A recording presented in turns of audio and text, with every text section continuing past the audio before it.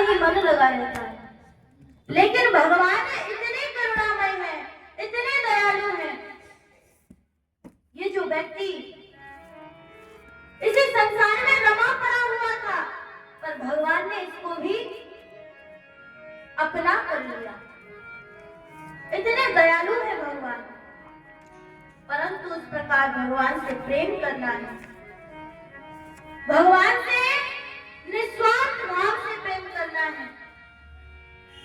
एक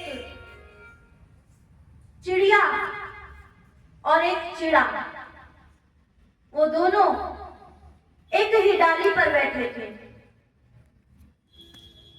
धीरे धीरे रात्रि बढ़ती है, अंधकार छाने लगा। चिड़िया ने कहा कि अभी कुछ ही देर में तूफान आने वाला है, तो हम लोग कहां जाएंगे? चिड़िया ने कहा कि हम लोग यहीं पर रहेंगे। चिड़िया ने कहा ठीक है। धीरे धीरे क्या होता है, तूफान आया, बरसात होने लगी। अब तो चिड़िया कहती है मुझे डर है कि कहीं तुम उड़ ना जाओ। तो चिड़े ने क्या किया, अपने पंखों को वहीं पर खोल करके रख दिया, अपने पंखों को अपने से अलग कर दिया। धीरे धीरे और जोर की वर्षा होने लगी। अब चिड़ा चाहकर भी उड़ नहीं सकता था। अब तो ओले गिरने लगे। जब ओले गिरने लगे तो यहाँ पर चिड़िया कहती है अब क्या करेंगे हम लोग? चिड़े ने कहा कि तुम उड़ जाओ। यहाँ पर चिड़िया उड़ गई और चिड़ा वहीं पर मर गया।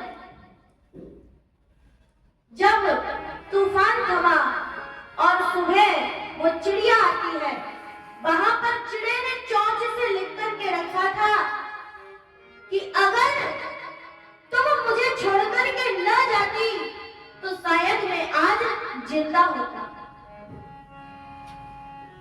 चिड़े ने तो चिड़िया पर अपने पंख भी बार दिए, परंतु वो चिड़िया वो उड़ करके चली गई। चिड़े के समान प्रेम होना चाहिए, सब कुछ छोड़ करके केवल भगवान के लिए आ जाओ। ऐसा नहीं कि अभी कह रहे हैं कि हम तो भजन करेंगे और 2 मिनट बाद कुछ और ही कर रहे हैं, ऐसा नहीं। भगवान इतने दयालु है, इतने करुणामय है, इतने दीनबंधु है, वो प्रेम पर ही रीझ जाते हैं। और प्रेम पर रीझ करके कल हमने सुना कि नंद यशोदा के घर भगवान पुत्र के रूप में आए हैं, क्योंकि इन्होंने भगवान से इतना प्रेम किया, उसी फलस्वरूप भगवान पुत्र के रूप में आए हैं। नंद के लाला बन करके आए हैं, यशोदा जी के पुत्र बन करके आए हैं। इतने दयालु है प्रभु। और हम लोग सोचते हैं कि हम तो गृहस्थ हैं, हम कैसे भगवान को बुला लेंगे और भगवान आ जाएंगे। भगवान पाप के बुलाने से नहीं आते हैं। अरे पुण्य की ऐसी कोई सामर्थ्य नहीं है कि वो भगवान को बुला ले। भगवान पाप के बुलाने से नहीं आते हैं, बल्कि बाप के बुलाने से आते हैं। परंतु वैसा बाप भी तो बनना पड़ेगा। लेकिन हम लोग ना भगवान का हो पाते हैं, ना संसार के हो पाते हैं। और आज यहाँ पर भगवान रात्रि को ही आए हैं और नंद यशोदा के यहाँ पर खेल रहे हैं। और जब ठाकुर जी जहाँ पर आए हो, वो तो वैकुंठ ही बन जाता है। रमा क्रीड़ा भूर नृपा, लक्ष्मी जी स्वयं क्रीड़ा कर रही है और नंद बाबा इतने प्रसन्न हैं, लुटाए ही जा रहे हैं, लुटाते जा रहे हैं, लुटाते जा रहे हैं। जहां पर साक्षात भगवान हो, साक्षात लक्ष्मी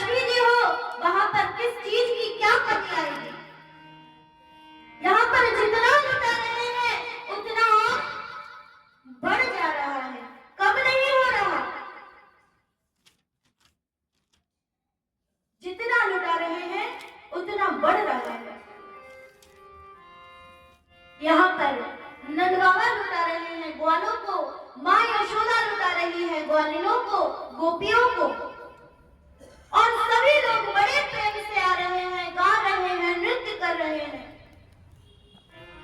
यहाँ पर तो बड़ा आनंद उत्सव चल रहा है।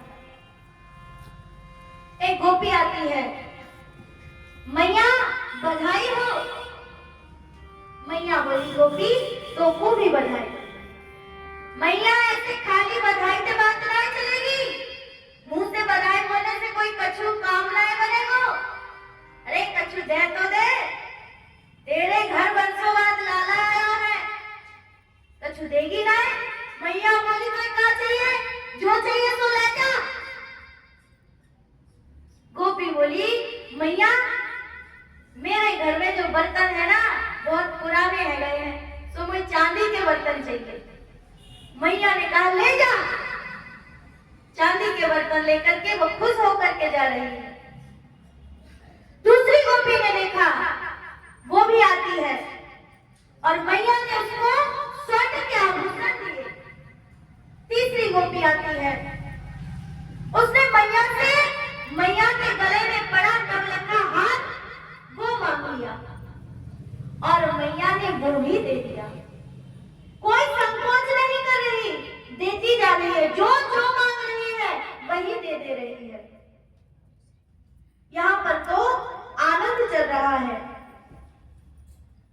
और उधर नंद बाबा लुटा रहे हैं ग्वालों को। ग्वाल बार एक दूसरे से कह रहे हैं, अरे तोकू कहाँ मिलो।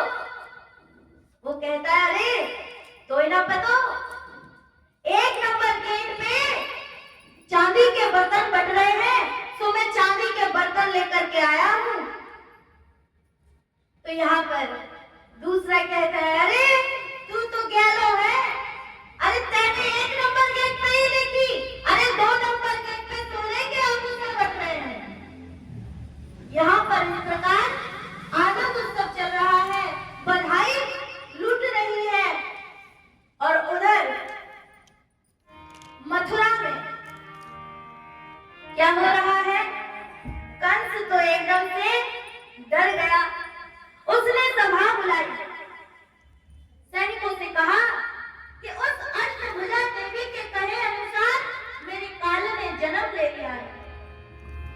अब कहीं ऐसा ना हो कि वो बड़ा होकर के आए और मुझे मार दे, इसलिए कोई उपाय करो। सैनिकों ने कहा कि महाराज आप बिल्कुल चिंता मत कीजिए, हम लोग जाएंगे और सबके घर में घुस घुस करके सबको मार देंगे, जितने बालक होंगे सब बालकों को मार देंगे, आप बिल्कुल चिंता मत कीजिए। कंस कहता है, ये सब तो ठीक है, पर तुम लोगों को अपने घर में घुसने कौन देगा। इतने में आती है बकासुर की बहन पूतना, वो आई। उसने कहा कि महाराज ये काम तो मैं आसानी से कर दूंगी, आप बिल्कुल चिंता मत कीजिए, मैं जाकर के बालक